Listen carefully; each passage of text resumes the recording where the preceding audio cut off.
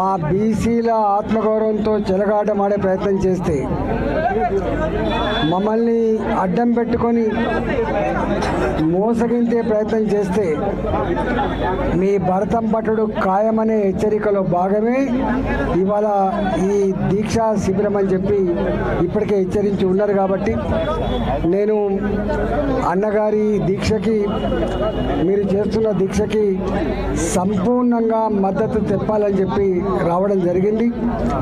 ఇవాళ అన్న చేస్తున్న ఈ దీక్ష ఇంతకుముందు వకలాబండం గారు చెప్పినట్టుగా ఏదో ఇందిరా పార్క్ దగ్గర వందల మంది చేసే దీక్షలాగా మీకు కనపడుతుండొచ్చు. కానీ 50% పైబడి ఉన్నటువంటి బీసీలంతా కూడా ఇందిరా పార్క్ దగ్గర చేస్తున్న దీక్ష, మాట్లాడుతున్న మాటలను ఇవాళ సెల్ ఫోన్లలో ప్రతి బిడ్డ వింటా ఉన్నాడు. మీరు ఒక్కటే గుర్తుపెట్టుకోవాల్సి అక్కడ ఉన్నది. ఇవాళ ఇంతకుముందు అన్న కృష్ణ చెప్పినట్టుగా, వకలాబండం గారు చెప్పినట్టుగా ఒకటే, ఇంకా మాయ మాటలు బంద్ పెట్టి తక్షణమే 42% ఏ ప్రకారంగా నువ్వు తెచ్చిస్తావో తెచ్చి ఇచ్చి వెంటనే ఎన్నికలు జరపాలని చెప్పి డిమాండ్ చేస్తూ ఉన్నాం. ఒకవేళ కనుక మీరు ఎన్నికల్లో ఓడిపోతామనే భయంతో దీన్ని పోస్ట్ పోన్ చేయాలని చెప్పి మా ఇష్యూని అడ్డం పెట్టుకొని, బీసీల ఇష్యూ అడ్డంగా ఉంది, తేలే వరకు ఎన్నికలు జరపలేమని చెప్పి నువ్వు మమ్మల్ని అడ్డం పెట్టుకొని మోసం చేసే ప్రయత్నం కనుక చేస్తే తప్పకుండా తెలంగాణ నుండి బీసీ సమాజం వదిలిపెట్టే ప్రసక్తి లేదని చెప్పి హెచ్చరిక చేస్తూ ఉన్నాం. ఇవాళ ఇందిరా పార్క్ మా ఆర్ కృష్ణ గారి దీక్షా శిబిరం నుంచి వెళ్ళి ప్రభుత్వానికి 3 సూచనలు చేస్తూ ఉన్నాం. ఇవాళ నువ్వు నీ బీసీ పాలసీ, మీ పద్ధతి దేశానికే ఆదర్శవంతమని చెప్పి అయితే రాహుల్ గాంధీ గారు నీకు కీర్తిస్తుండని చెప్తా ఉన్నావు. ఇవాళ ఈ పాలసీ మా ప్రజానికాన్ని మెప్పించలేనప్పుడు దేశ ప్రజానికాన్ని ఎట్లా మెప్పిస్తుందో, ఇది ఎంత కన్ఫ్యూజన్తో కూడుకున్నదో రేపు తెలుసా అని చెప్పి హెచ్చరిస్తా ఉన్నాం. రెండవది ఎక్కడ కూడా ఒక తమిళనాడు గవర్నమెంట్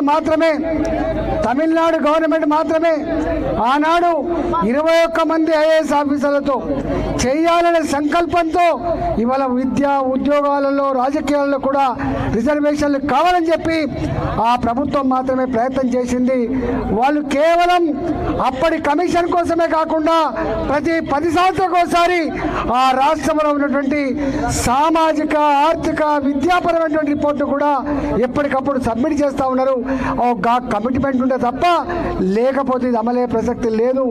రెండవది, తెలంగాణ ప్రజానికానికి ఒక విజ్ఞప్తి చేస్తా ఉన్నా, కాంగ్రెస్ పార్టీ కొత్త పార్టీ కాదు. 100 సంవత్సరాల చరిత్ర కలిగిన పార్టీ అనేది చెప్పుకుంటా ఉన్నావు.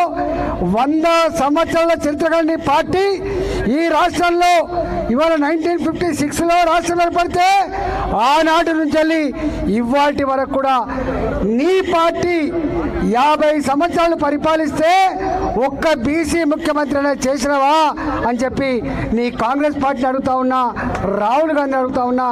కానీ నీకు అధికారంలో ఉన్నప్పుడు నేను అడుగుతా ఉన్నా, కాంగ్రెస్ పార్టీ ఇంకో 10 ఏళ్ళు అధికారం ఉంటే కూడా 10 ఏళ్ళు మళ్ళీ వాళ్ళే అధికారం ఉంటే తప్ప ఒక బీసీ ముఖ్యమంత్రి అయ్యేటువంటి ఆస్కారం లేదు. రెండవది, ఇవాళ ప్రాంతీయ పార్టీలు వారు ఏమనుకున్నా పర్వాలేదు, ప్రాంతీయ పార్టీలు అవి కుటుంబ పార్టీలు మాత్రమే. ఆ కుటుంబ పార్టీల చేతిలో ఉన్ననాడు వాళ్ళే ముఖ్యమంత్రుల కోసం ప్రయత్నం చేస్తారు, వాళ్ళే పార్టీ అధ్యక్ష కోసం ప్రయత్నం చేస్తారు, వారే ఆ పార్టీ నడుపుతారు తప్ప బీసీలు నడిపేటువంటి ఆస్కారం లేదు. ఒకటే ఒక పార్టీ నరేంద్ర మోడీ గారి నాయకత్వంలో దేశంలో వారు ప్రధానమంత్రి కాగలిగిండు. వారు ప్రధానమంత్రి మాత్రమే కాకుండా 27 మంది ఓబీసీ మంత్రులను చేసిన చరిత్ర కూడా ఇవాళ భారతీయ జనతా పార్టీకి మాత్రమే దక్కింది. మొన్నటికి మొన్న ఉపరాష్ట్రపతి పదవి కూడా ఒక ఓబీసీకి ఇచ్చి సన్మానించుకున్న చరిత్ర మనకు తెలుసు.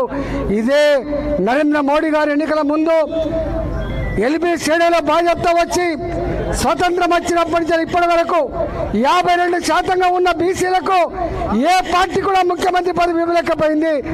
తెలంగాణ ప్రజలారా, మీరు నాకు అధికారాన్ని ఇవ్వండి, నేను బీసీని ముఖ్యమంత్రి చేస్తా అని చెప్పి మొట్టమొదటిసారిగా ప్రకటించిన వ్యక్తి మోడీ గారు అని చెప్పి మనం చేస్తా ఉన్నాం.